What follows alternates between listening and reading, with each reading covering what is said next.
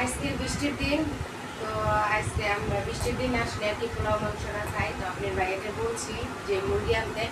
তো আজকের জন্য আর কি শর্টকাটে ছোট্ট একটা মুরগি আনছে, পোলাও চাল আনছে। তো আজকে আমি এগুলো রান্না করব, কীভাবে রান্না করি সেটাই আপনাদের সাথে শেয়ার করবো। তো আপনারা দেখতে থাকুন।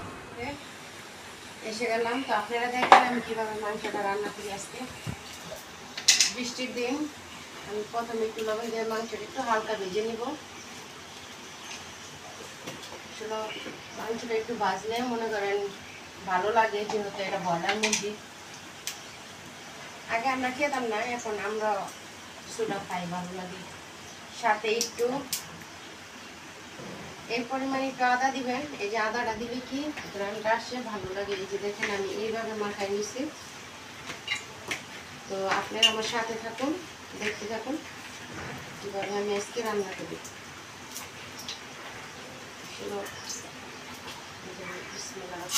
দিয়ে দিলাম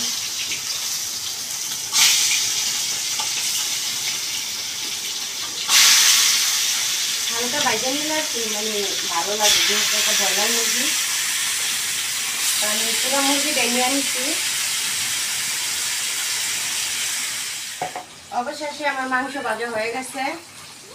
মূলত আমি মাংসটা বেশি কড়া ভাজি না, কড়া ভাজলে রসকস থাকে না, এই জন্য হালকা ভাজে নিই।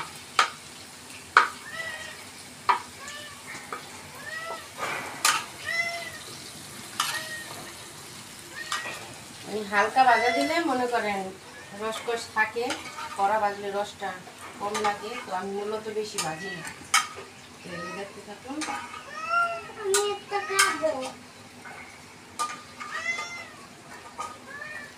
এই যে তেলটা আছে মাংসের, এটা আমি দিয়ে দেব, কারণ অপচয় করার কোনো প্রয়োজন নেই। আমার সংসার আমার মতো করে আমি চালাবো। তো আমি তেলটা, অবশিষ্ট তেলটা দিয়ে দিলাম।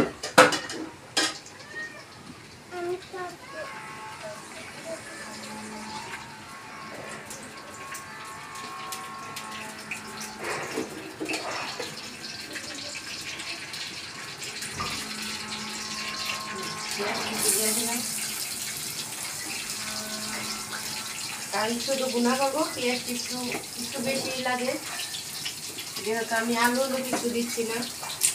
তেজপাতা দিয়ে দিলাম।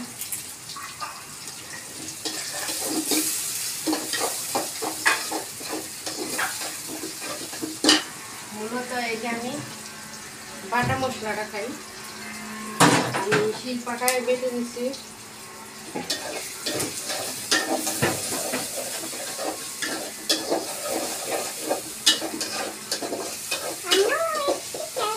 আম্মু মাংস ভাজা আনে, তো আমার মেয়েটা খাওয়ার জন্য আসছে। আসলে মূলত আম্মু এটি ভাজা আনে ভালো, এটি কাঁচা কাঁচা।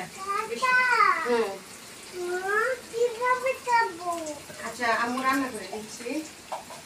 বাচ্চাদেরকে আমি মাঝে মধ্যে আর কি এভাবে ভাজা দিই, তো মনে করছে ওইরকম ভাজা, তো ওইরকম ভাজা হয়নি আসলে। তো আপনারা দেখতে থাকুন, ঠিক আছে। অবশেষে আমার তরকারি মশলাটা কষাইছি। তো মূলত আমি মাংস রান্না করলে এই যে রসুনগুলো দিই, আপনারা চাইলে খাইতে পারেন। এই রসুন শরীরে বিষ ব্যথা সব কিছু মনে করেন কমায়, আর তরকারির স্বাদটাও ভালো আসে। এই মটরশুঁটিটি দিয়ে দেবো, মানে কষায়া। এই যে আমি এখন এই মাংসটি দিয়ে দেবো।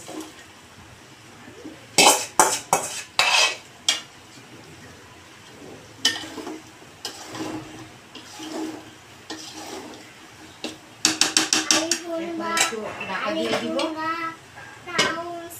তো 5 মিনিট পরে আবার ঢাকা দেব।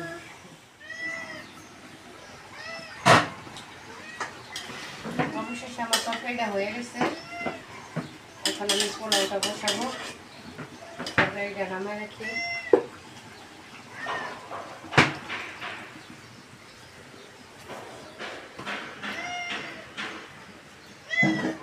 তো আমি আগে থেকে কিছু জিরা রেডি করে রাখছি। আসলে এই জিরাটা দিলে তরকারির স্বাদটা অনেক বাড়ায় দেয়, প্লাস ঘ্রাণটাও বেশি আসে।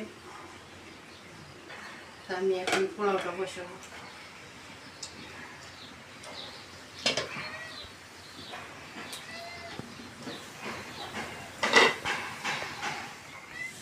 আমি এই যে পেঁয়াজ কুচি দিয়ে দিলাম, কটা তেজপাতা দিলাম,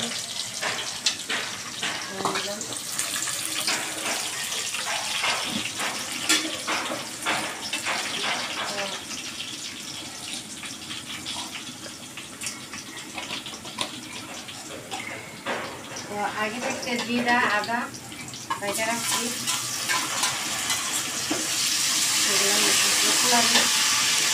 আর এই পোলার চালগুলো আমি আগে থাকতে ভিজা রাখছি। আসলে আগে থাকতে ভিজা রাখলে বাটা জর্জরা পোলাটা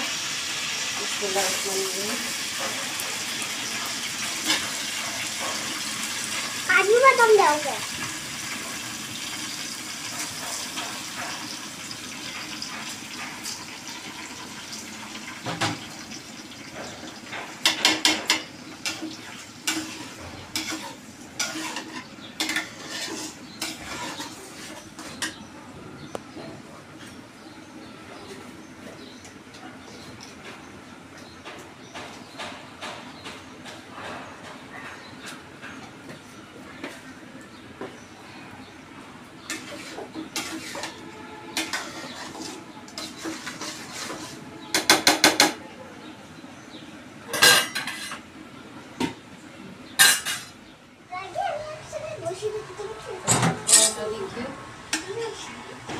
আলহামদুলিল্লাহ আমার পোলাওটা অবশেষে হয়ে গেছে। তো বৃষ্টির দিনে কে কে পোলাও খেতে পছন্দ করেন কমেন্টে জানাবেন। আসলে আপনাদের ভাইয়া বৃষ্টির দিনে পোলাওটা অনেক পছন্দ করে, কিন্তু গরমে সে খায় না, বাচ্চাদেরকে মাঝে মধ্যে দিই। তো অবশেষে আমার পোলাও রান্না হয়ে গেছে, অনেক সুন্দর হয়েছে, আর একটু পরে আরও জর্জরা হবে। তো আমি একটু খেয়ে দেখি কেমন হয়েছে।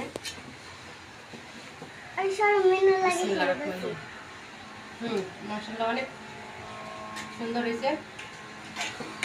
তো আজকে আমাদের বৃষ্টির দিনে পোলাও। তো আপনাদের সবাইকে অসংখ্য ধন্যবাদ আমার ভিডিওটা দেখার জন্য, এবং যদি ভালো লাগে তাহলে একটা লাইক কমেন্ট এবং শেয়ার করে দিবেন। তো আপনাদের একটা লাইকে মনে করেন একটা ভিডিও বানাতে উৎসাহ জাগায়। তো আজকের মতন ব্লগটা এই পর্যন্ত। আপনারা সবাই ভালো থাকবেন। আসসালামু আলাইকুম।